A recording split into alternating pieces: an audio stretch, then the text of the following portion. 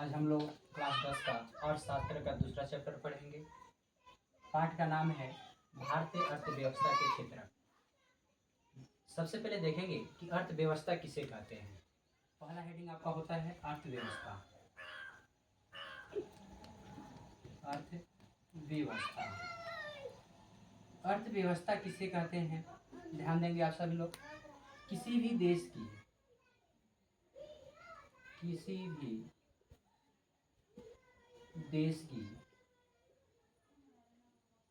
भी देश की आय व्यय की लेखा जोखा को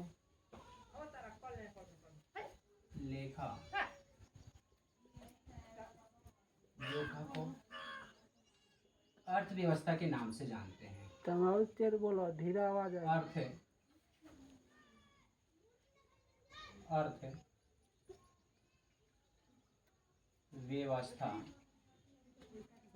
के नाम से जानते हैं।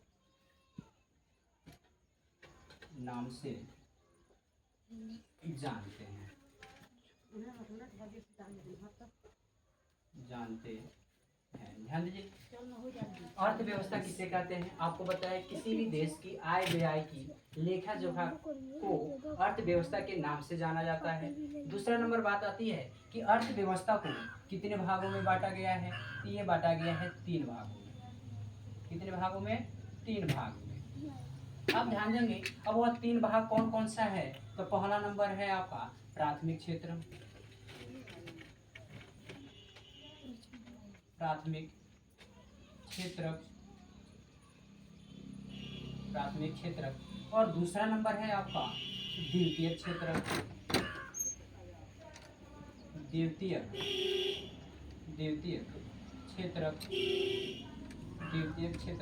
और तीसरा नंबर है तृतीय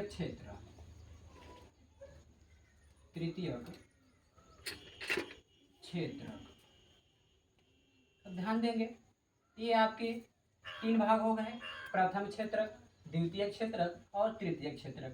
अब सबसे पहले ये देखेंगे प्रथम क्षेत्र किसे कहते हैं। तो प्रथम क्षेत्र में आपको बता दें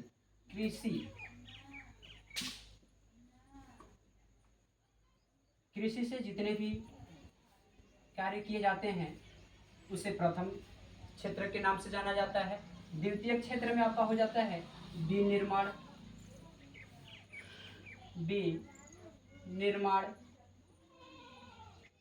और तृतीय क्षेत्र आपका हो जाता है सेवा क्षेत्र के नाम से जानते हैं।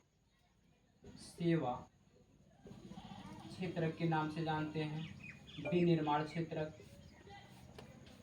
और इसे कृषि क्षेत्र।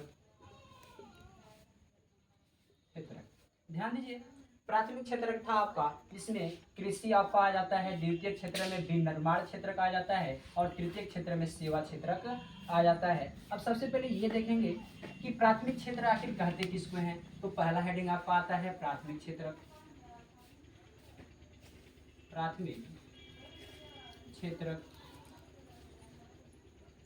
ध्यान दीजिएगा, प्राथमिक क्षेत्र किसे कहते हैं। प्राकृतिक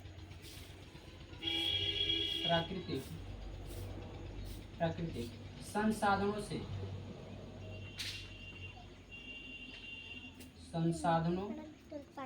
के उपयोग से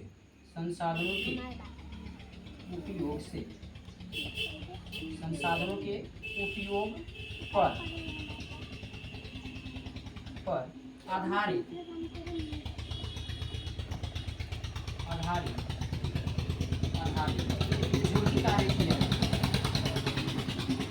जो भी कार्य किया जाता है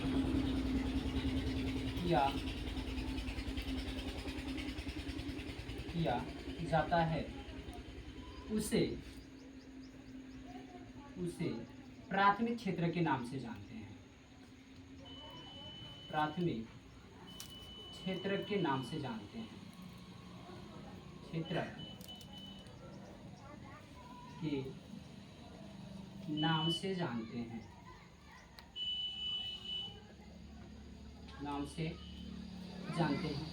फिर से एक बार ध्यान देंगे आप सभी लोग। प्राथमिक क्षेत्र किसे कहते हैं? प्राकृतिक संसाधनों के उपयोग पर जो भी कार्य किया जाता है उसे प्राथमिक क्षेत्र के नाम से जाना जाता है। एग्जाम्पल में बता दें कौन सा होता है, ध्यान दीजिए।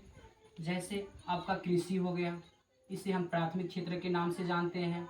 दूसरा नंबर पशुपालन हो गया, इसे भी हम प्राथमिक क्षेत्र के नाम से जानते हैं, पशुपालन हो गया। और तीसरा नंबर आपका खनन हो गया, इसे भी हम प्राथमिक क्षेत्र के नाम से जानते हैं। आदि बहुत सारी चीज़ें हैं जो प्राथमिक क्षेत्र में आते हैं और इन्हीं को हम प्राथमिक क्षेत्र के नाम से जानते हैं। दूसरा नंबर आपका बात आता है, ये दूसरा उदाहरण आप ले लीजिए, दूसरा परिभाषा हम आपको बता देते हैं प्राथमिक क्षेत्र के बारे में। जब कोई व्यक्ति किसी प्राकृतिक साधन के उपयोग करके किसी वस्तु का उत्पादन करता है तो उसे हम प्राथमिक क्षेत्र के नाम से जानते हैं। अगला नंबर आपका आता है द्वितीयक क्षेत्र। द्वितीयक क्षेत्र आप देखेंगे,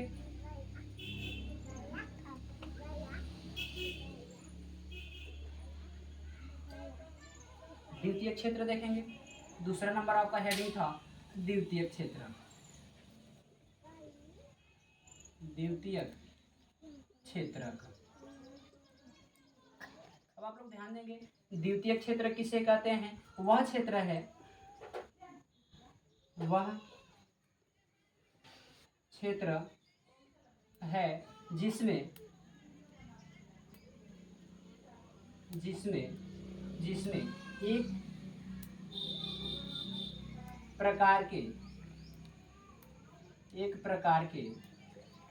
जिसमें एक प्रकार के वस्तु को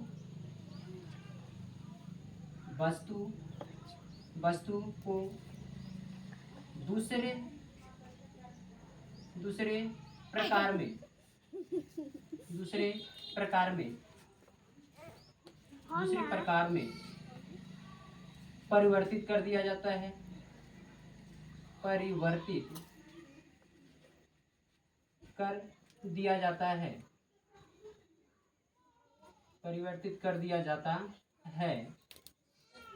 कर दिया जाता है तो उसे द्वितीयक क्षेत्र के नाम से जानते हैं। जैसे एग्जाम्पल ले लें, एग्जाम्पल में आपको बता दे, गन्ना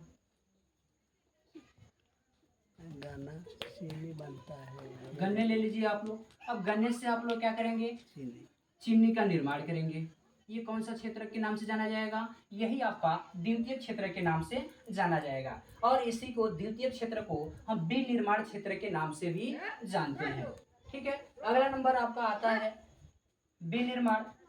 इसी को हम एक बार देख लेंगे, इसी को हम विनिर्माण क्षेत्र के नाम से जानते हैं। विनिर्माण क्षेत्र के नाम से जानते हैं, क्षेत्र के नाम से जानते हैं,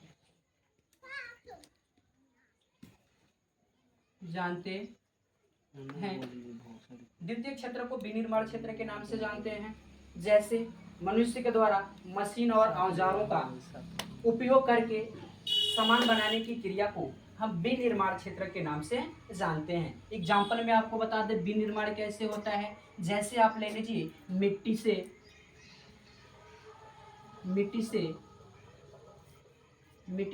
क्या बना सकते हैं? ईंट बना सकते हैं, ईंट बनाना। दूसरा नंबर ले लीजिए, ईंट से आप क्या बना सकते हैं? ईंट से भवन का निर्माण हो सकता है, भवन का निर्माण या भवन बनाना। इसे हम विनिर्माण क्षेत्र के नाम से जानते हैं या द्वितीय क्षेत्र के नाम से जानते हैं। यानी एक चीज से दूसरे चीज का निर्माण हो जाता है तो उसे हम द्वितीय क्षेत्र के नाम से जानते हैं। अगला नंबर हेडिंग आपका आता है, अब तृतीय क्षेत्र आता है। ध्यान दीजिए, तृतीय क्षेत्र का परिभाषा क्या होता है? तीसरा नंबर हेडिंग है ये आपका तृतीय क्षेत्र।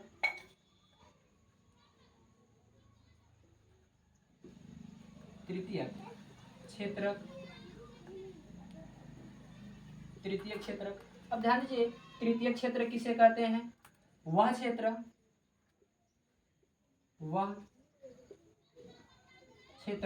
जो प्राथमिक व प्राथमिक व प्राथमिक व प्राथमिक व द्वितीयक क्षेत्र से द्वितीयक क्षेत्र प्राथमिक व द्वितीयक क्षेत्र से उत्पादित वस्तुओं को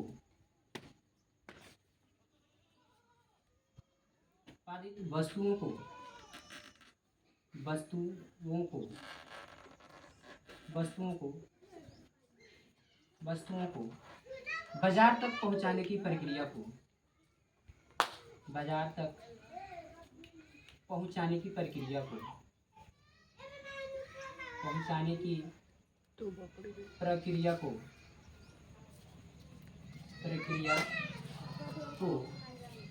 तृतीयक क्षेत्र के नाम से जाना जाता है। तृतीयक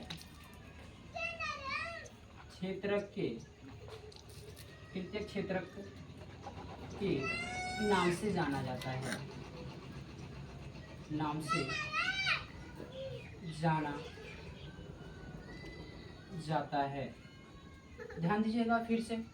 तृतीय क्षेत्र देखेंगे वह क्षेत्र जो प्राथमिक व द्वितीय क्षेत्र से उत्पादित वस्तुओं को बाजार तक पहुंचाने की प्रक्रिया को हम तृतीय क्षेत्र के नाम से जानते हैं। जैसे एग्जांपल ले लेंगे। एग्जांपल में आपको बता दें यातायात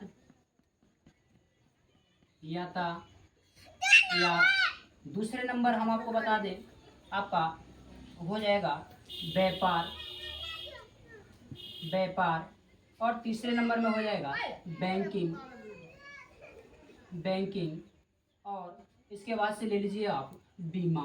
ये सब के सब जो भी है आदि, ये जितने भी चीजें हैं ये सब तृतीय क्षेत्र के नाम से जाना जाता है। अगला नंबर आप देखेंगे तृतीय क्षेत्र को हम सेवा क्षेत्र के नाम से भी जानते हैं। इसे हम सेवा क्षेत्र भी कह सकते हैं।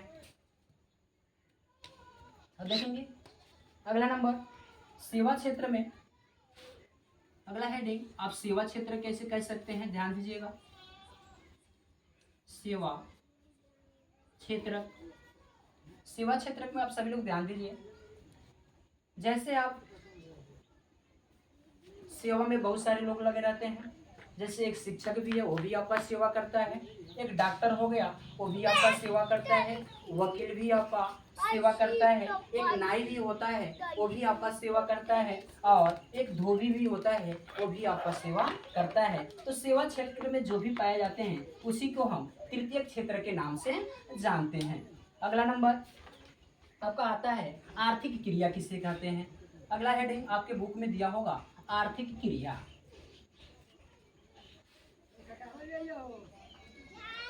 ध्यान दीजिएगा। अगला हेडिंग आपका आएगा आर्थिक क्रिया।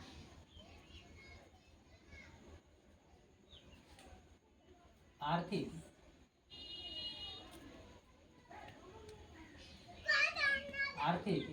क्रिया। अब ध्यान देंगे आर्थिक क्रिया किसे कहते हैं। तो परिभाषा इसका है धन की प्राप्ति हेतु धन की प्राप्ति हेतु किया गया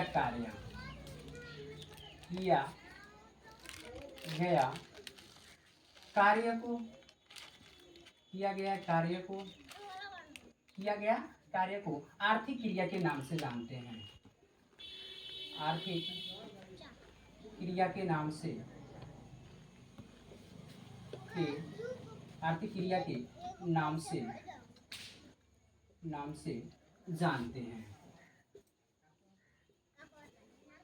जानते हैं। आर्थिक क्रिया की परिभाषा आपने देख लिया।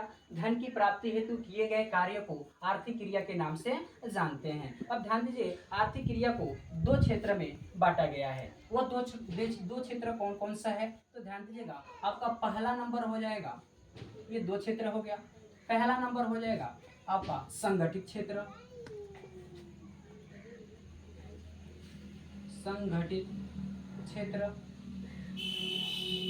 और दूसरा नंबर आपका हो जाएगा असंगठित क्षेत्र।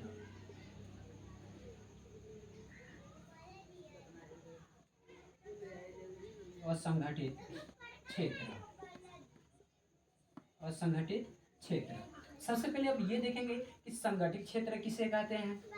संगठित क्षेत्र किसे कहते हैं, तो परिभाषा इसका हो जाएगा, सार्वजनिक क्षेत्र में, सार्वजनिक क्षेत्र में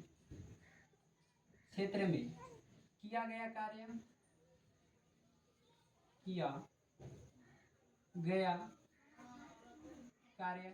किया गया कार्य को संगठित क्षेत्र के नाम से जानते हैं।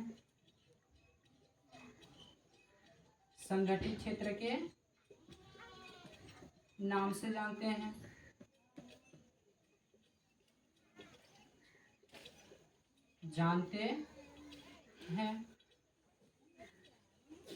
संगठित क्षेत्र के नाम से जानते हैं। जैसे एग्जाम्पल में ले लीजिए, समाज सेवा करना,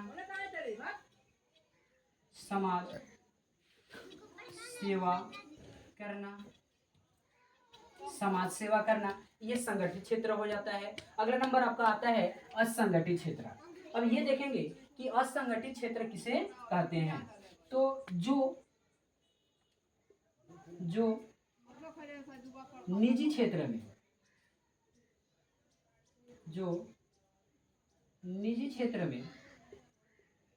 निजी क्षेत्र में कार्य किया जाता है,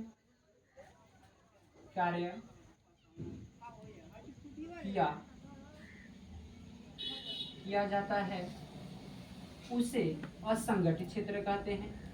उसे असंगठित क्षेत्र कहते हैं। असंगठित क्षेत्र कहते हैं,